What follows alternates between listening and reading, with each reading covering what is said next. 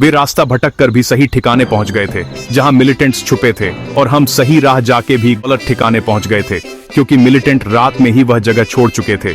ये किस्सा है कश्मीर के डोडा के उग्रवाद इलाके का। एक शाम खबर मिलने पर हमारी क्विक रिएक्शन टीम को ऑपरेशन में लॉन्च किया गया था।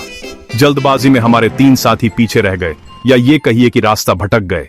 डोडा का इलाका था, अजनबी गांव, तंग रास्ते और चारों ओर वह सन्नाटा जो अक्सर किसी मुठभेड़ से पहले महसूस होता है।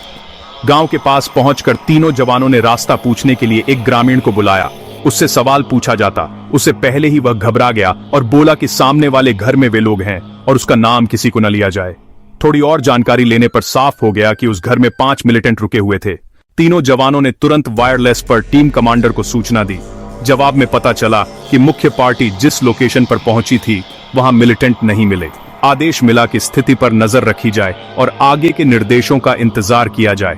3 जवान 5 मिलिटेंट पर घेरा डालने की स्थिति में नहीं थे, इसीलिए उन्होंने इलाके पर नजर रखने के लिए ऊंचाई लेने का फैसला किया और घर की छत पर चढ़ गए। घर के अंदर मिलिटेंट नाश्ता कर रहे थे। उनमें से एक बाहर निकलकर हालात का जायजा लेने लगा। उसी क्षण छत से फायर का एक बर्स्ट चला और वह मिलिटेंट वहीं मारा गया। इसके साथ ही पूरा इलाका गोलियों की आवाज से गूंज उठा। मिलिटेंट घबरा गए और खिड़कियों व छत की ओर अंधाधुंध फायरिंग शुरू कर दी। लगातार फायरिंग के कारण छत पर टिके रहना मुश्किल होता जा रहा था। जवानों के पास मौजूद गोलियां भी तेजी से खत्म हो रही थी और क्विक रिएक्शन टीम अब भी घटनास्थल से काफी दूर थी। 3 जवान 4 मिलिटेंट को रोके हुए थे। हालात किसी भी पल पलट सकते थे। कुछ देर बाद मिलिटेंट ने फायरिंग रोक दी और सरेंडर की इच्छा जताई। अब भी 4 मिलिटेंट बचे थे, जबकि ऊपर केवल 3 जवान थे। ऐसे में फिजिकल सरेंडर लेना खतरनाक था, इसलिए छत से ही आदेश दिया गया कि हथियार घर के अंदर छोड़ दिए जाए। कपड़े उतारकर हाथ ऊपर किए एक एक करके बाहर निकला जाए। पहला मिलिटेंट हाथ ऊपर किए बाहर आया, लेकिन जैसे ही उसकी नजर छत पर खड़े जवानों पर पड़ी और उसने देखा कि वहां सिर्फ 3 ही फौजी हैं, वह चिल्लाता हुआ पलटकर घर के अंदर भागा। छत से चली एक गोली ने उसे वहीं ढेर कर दिया। अब दोनों ओर 3-3 लोग रह गए थे। इस बिंदु पर यह लड़ाई गोलियों से ज्यादा हिम्मत की बन चुकी थी। दोनों ओर से फिर फायरिंग शुरू हो गई।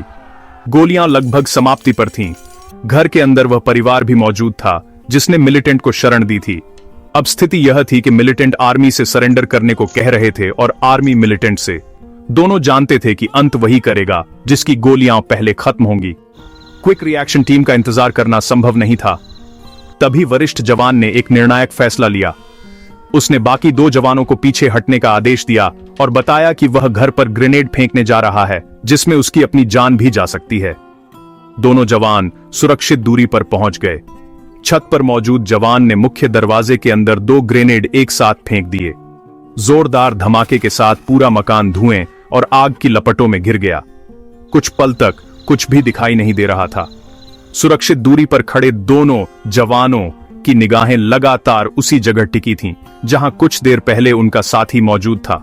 धुआं धीरे धीरे छूटा तो मलबे के बीच से 2 लोग बाहर आते दिखाई दिए।